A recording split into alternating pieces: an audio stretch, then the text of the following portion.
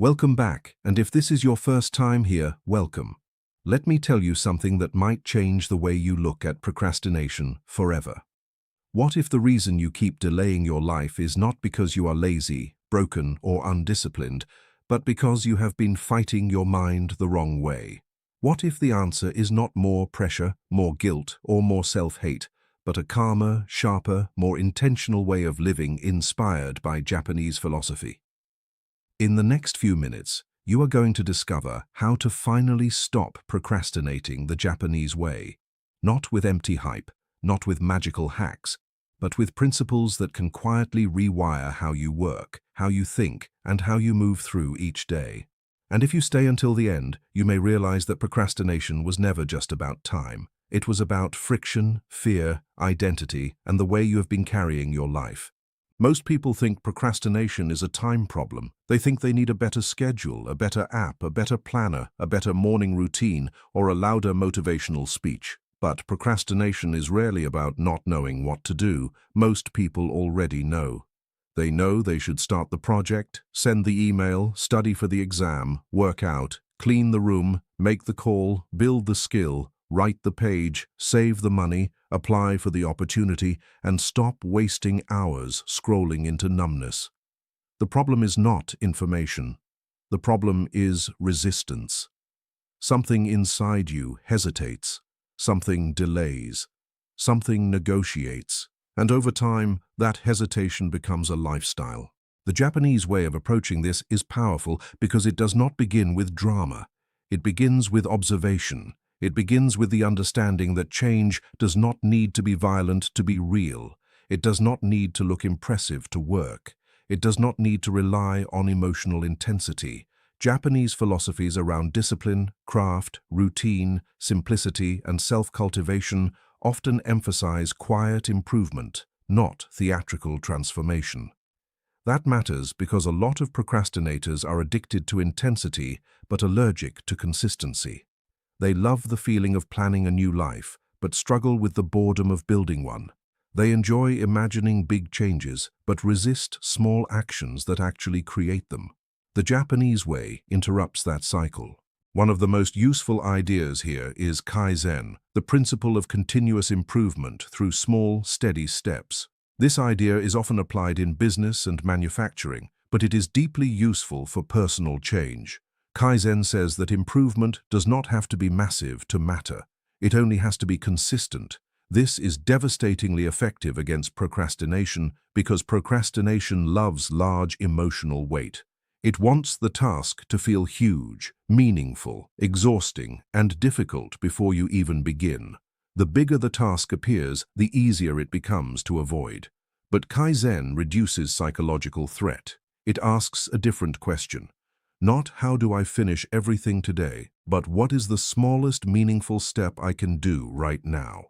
That question sounds simple, but it is revolutionary if you actually live by it.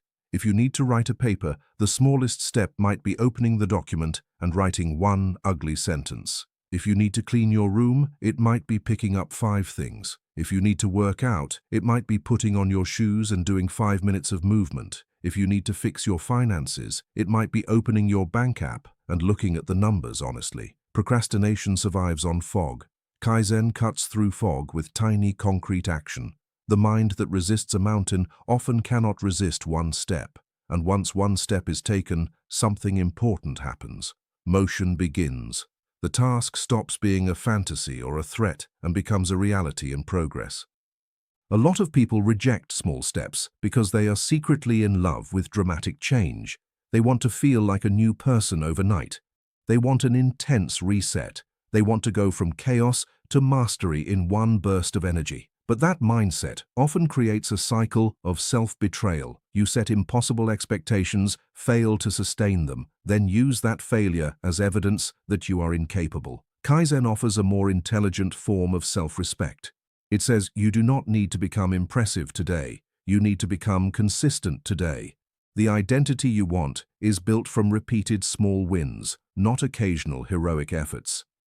Another powerful Japanese concept is shoshin, often translated as beginner's mind. This means approaching things with openness, curiosity, and freedom from ego.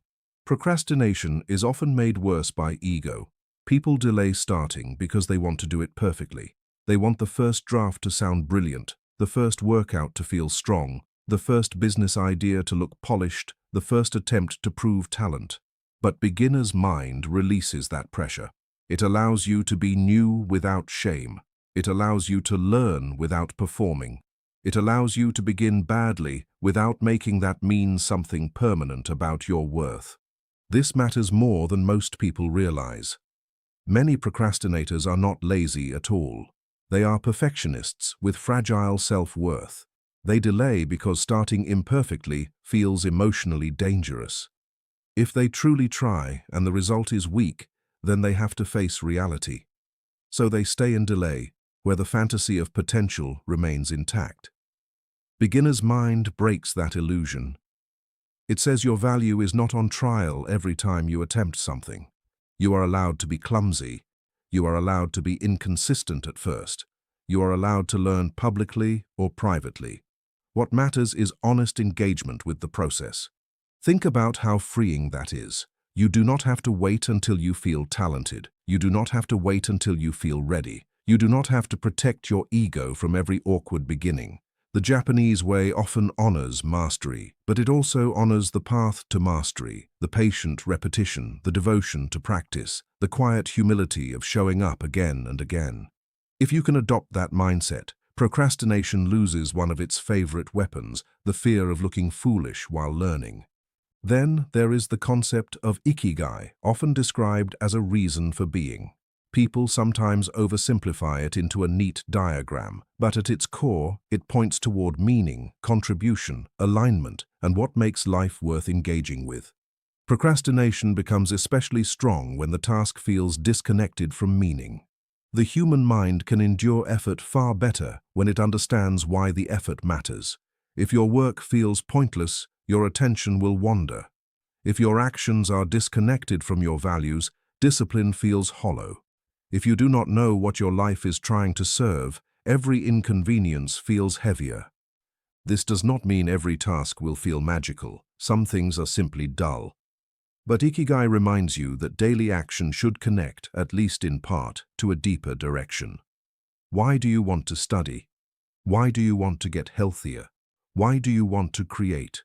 Why do you want to save money, build skill, improve relationships, or become more focused? If your answer is weak, procrastination will fill the vacuum. If your answer is strong, you gain endurance. Meaning does not remove difficulty, but it gives difficulty a destination. This is why people often work very hard for things they truly care about, while endlessly delaying things they think they are supposed to care about. There is a difference between duty imposed from outside and meaning discovered from within. The Japanese way encourages seriousness, but not mindless busyness.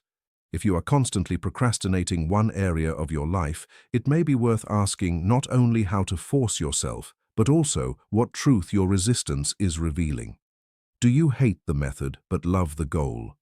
Do you fear success because it brings responsibility? Do you secretly not want the path you keep claiming you want? These questions are uncomfortable, but they matter.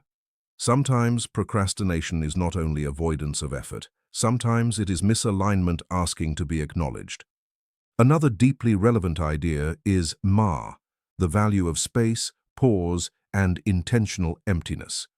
In a world obsessed with constant stimulation, this might be one of the most needed antidotes. Many people procrastinate not because they have too little time, but because their minds have no room. They are mentally cluttered. Their attention is fragmented. Their day is filled with noise, notifications, content, opinions, urgency, and low-grade anxiety. They keep trying to produce clarity from a mind that never gets quiet enough to hear itself. The Japanese aesthetic and philosophical appreciation for space teaches that emptiness is not useless. It is functional. It creates contrast, focus, and peace. If you want to stop procrastinating, you need more than productivity systems. You need cognitive space. You need moments in which your mind is not being colonized by everyone else's agenda. That may mean putting your phone in another room, taking a silent walk, beginning your day without immediate digital input, working in a cleaner physical environment, or allowing boredom to exist without instantly filling it with stimulation. A cluttered mind resists meaningful work because it has lost the ability to settle. Space is not laziness. Space is part of disciplined attention. One reason this works is that procrastination often feeds on overwhelm. When everything feels urgent, nothing feels possible. When your mind is carrying too many open loops, even small tasks begin to feel heavy. Creating space helps you distinguish between what matters and what is merely loud. It lets you return to one thing at a time. And that leads to another important principle: monotasking. Japanese craftsmanship and discipline often reflect deep immersion in one action. Whether in calligraphy, tea ceremony, martial arts, gardening, cooking, or craftsmanship, there is reverence for doing the thing you are doing with full attention.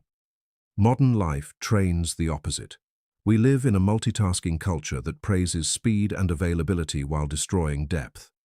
Procrastination becomes stronger when attention is scattered, because scattered attention makes starting feel harder and staying engaged feel nearly impossible. If every few minutes you check your phone, switch tabs, answer messages, watch clips, snack mindlessly, and drift into unrelated thoughts, your brain learns restlessness.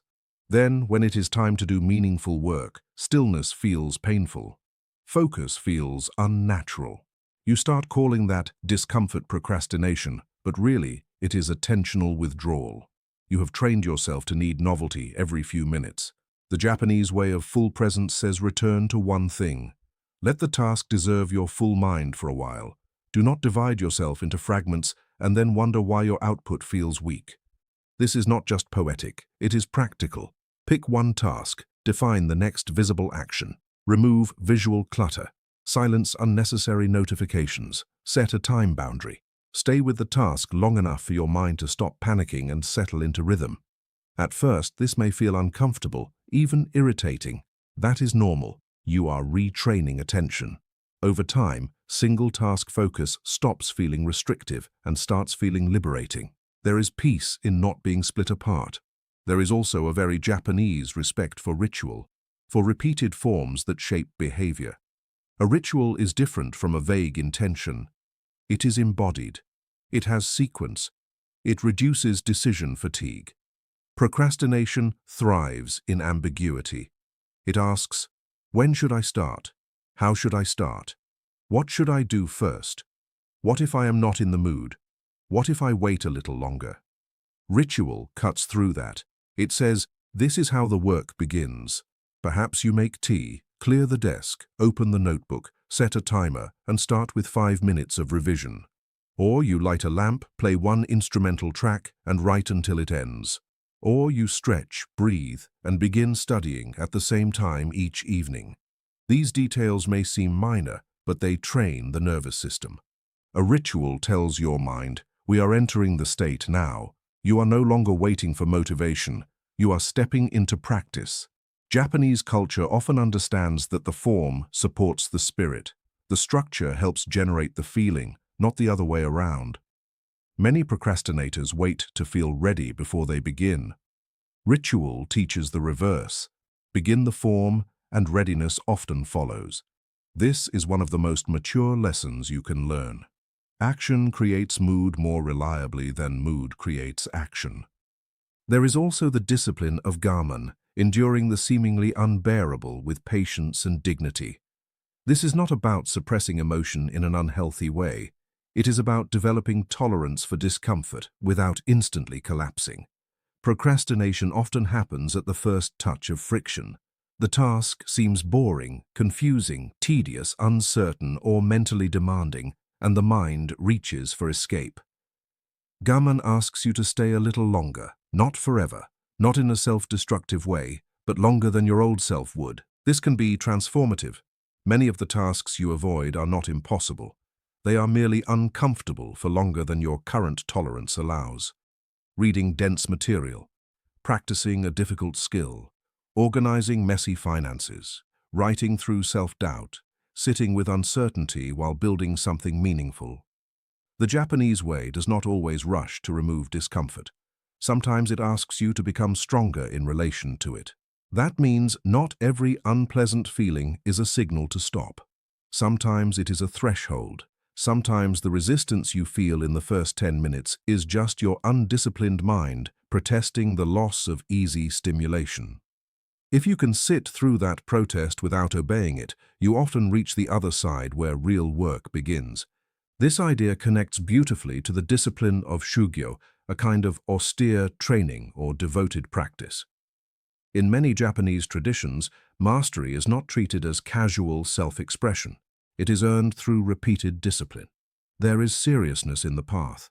There is respect for doing difficult things over long periods without constant applause.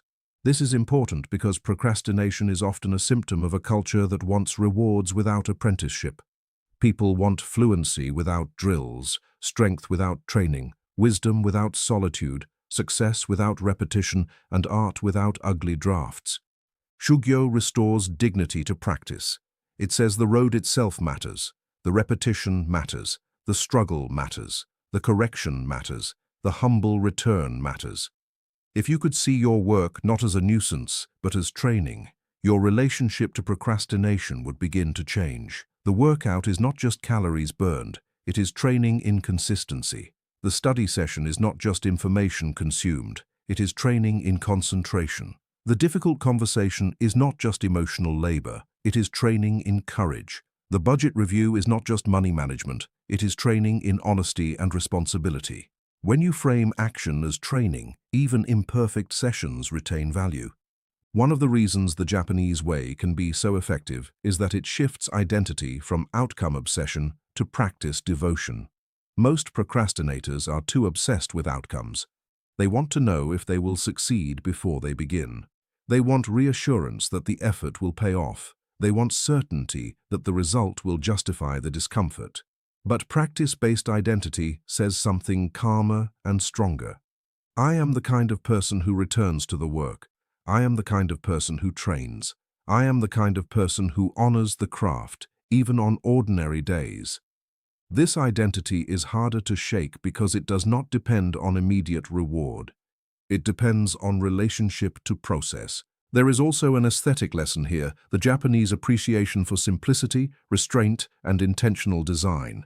Your environment matters more than you think. A chaotic space encourages a chaotic mind. A phone within reach invites escape. 10 open tabs multiply avoidance. A desk covered in unrelated objects signals fragmentation.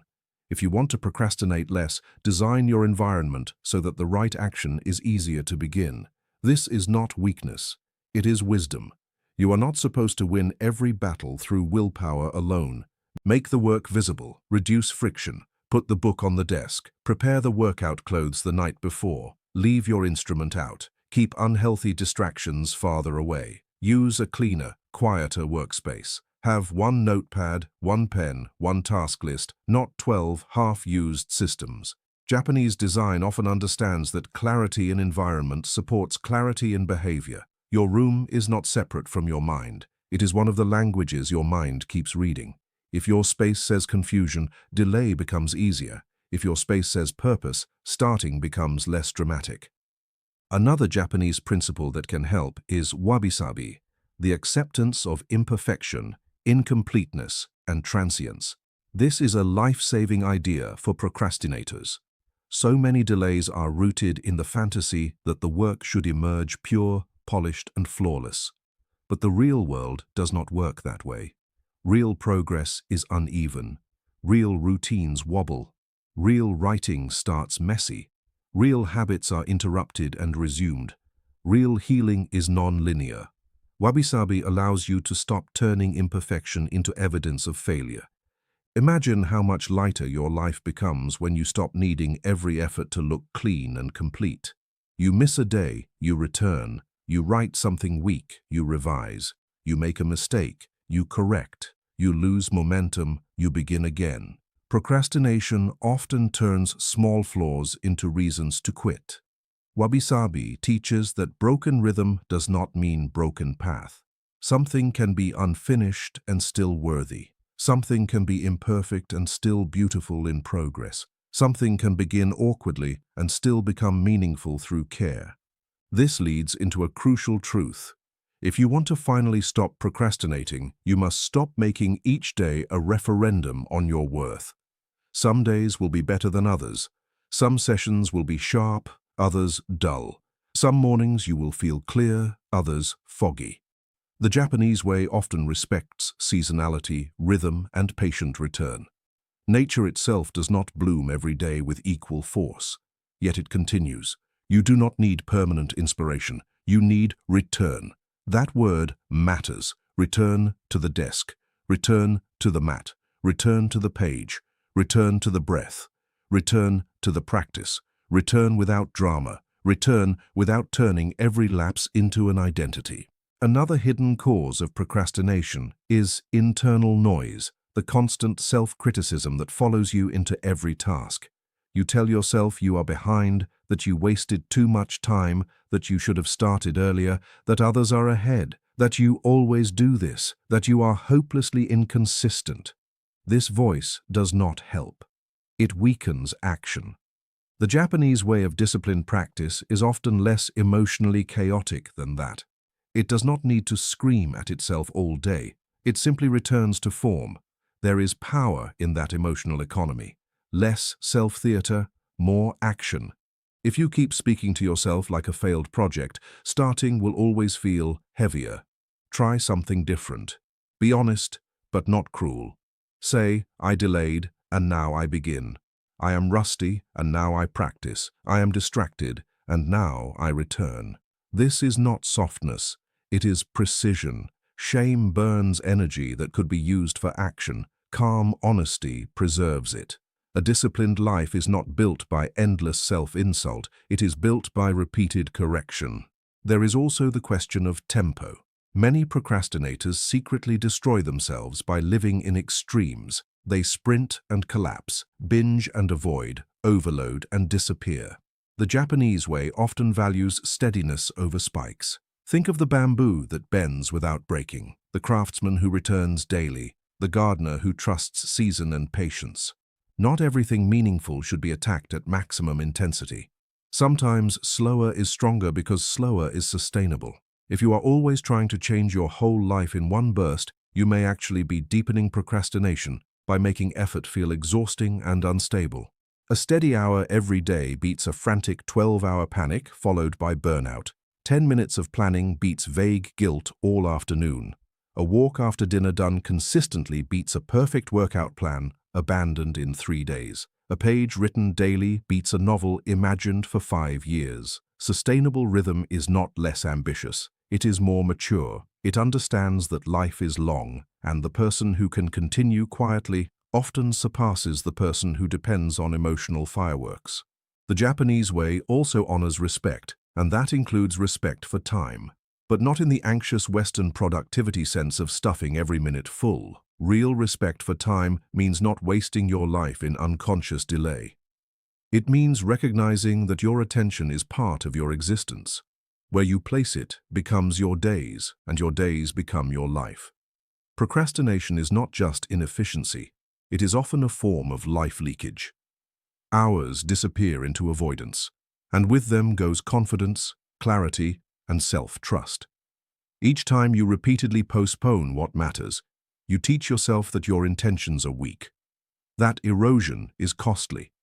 But the beautiful thing is that self-trust can be rebuilt, not through promises, but through evidence. Every time you do what you said you would do, even in a small way, you repair the relationship. Every time you stop avoiding and begin, you restore a little integrity. Every time you choose one meaningful act over another hour of numb escape, you send a message to yourself. I can be counted on. This may be the deepest victory over procrastination, not getting more done, but becoming more trustworthy to yourself. So what does it actually look like to stop procrastinating the Japanese way in daily life? It means you stop worshipping the dramatic start and instead honor the small beginning. You define one next step. You build a ritual around starting. You create more mental space. You reduce environmental clutter. You focus on one thing at a time. You reconnect the task to meaning. You treat discomfort as training, not as disaster. You allow imperfection. You return after lapses. You measure progress by consistency, not by emotional intensity. You stop asking, how can I become unstoppable overnight? And start asking, how can I become quietly reliable today? Maybe tomorrow morning, instead of reaching for your phone immediately, you sit in silence for 3 minutes and ask what actually matters today. Maybe instead of writing a giant to-do list you will avoid, you choose one essential task and one small starting point. Maybe instead of waiting for motivation, you begin the ritual. Tea, desk cleared, notebook open, timer on. Maybe when resistance shows up, you do not argue with it for half an hour. You simply begin with 2 minutes. Maybe when your work feels imperfect, you keep going anyway. Maybe when you miss a day, you do not turn it into a week. You return. These are not glamorous changes, but they are profound. You do not need to become a monk, a master, or a machine. You do not need to eliminate all distraction forever. You do not need a perfect life to stop procrastinating. You need a more skillful relationship with your own mind. That is what the Japanese way offers. Not magic, but maturity. Not violence toward the self, but structure. Not endless force, but wise design. Not inflated ambition alone, but reverence for practice. And perhaps the deepest shift is this. You stop seeing procrastination as a moral flaw and start seeing it as a pattern that can be understood and retrained. That does not mean excusing it forever. It means approaching it with enough intelligence to actually change it. When you remove shame, reduce friction, reconnect to meaning, and practice small, consistent action, procrastination begins to lose its throne. It may still visit, but it no longer rules. One day, if you keep living this way, you will notice something subtle but life-changing. You will start faster. You will resist less. You will trust yourself more. Your days will feel less like a battlefield and more like a practice. The things that once sat over your head for weeks will begin moving forward in ordinary, manageable steps. And maybe the most surprising part is that this change will not necessarily feel dramatic. It will feel quieter than that, cleaner, more grounded, more adult. You will simply be becoming someone who does not need to wait all the time. That is the quiet power of doing things the Japanese way. You do not conquer yourself through rage. You cultivate yourself through practice. You do not shame yourself into motion. You reduce friction and return to form. You do not demand perfection. You honor the path. You do not wait for a better future self to save you. You become slightly more aligned today, then tomorrow, then again. And over time, the life you used to postpone becomes the life you are actually living. So if you have been delaying the book, the plan, the healing, the training, the studying, the conversation, the decision, the application, the creative work, or the life change you know matters, maybe this is your invitation to stop making it bigger than it needs to be. Make it smaller, make it simpler, make it meaningful, make it repeatable. Then begin. Begin before you feel fully ready. Begin before your fear disappears. Begin before the perfect mood arrives. Begin without applause. Begin badly if necessary. Begin with one intentional breath, one visible action, one clear step. Then return tomorrow, and if tomorrow fails, return the day after. Let your life be shaped less by pressure and more by practice. You do not need a heroic burst. You need a patient way back to yourself. And that path may be quieter than you expected, but it is real. Small step by small step, ritual by ritual, breath by breath, page by page, you can become someone who no longer lives at the mercy of delay. You can become someone who acts with calm intention, someone who respects time by entering it fully, someone who trusts the slow power of consistency, someone who no longer waits endlessly to begin their own life. Thank you for being here. If this spoke to you, do not just admire the ideas, try them. Start small today, protect your attention, create space, build the ritual, return to the work. And remember, progress does not need to be loud to be life-changing. Sometimes the most powerful transformation begins in silence, with one small act done on purpose. Bye-bye.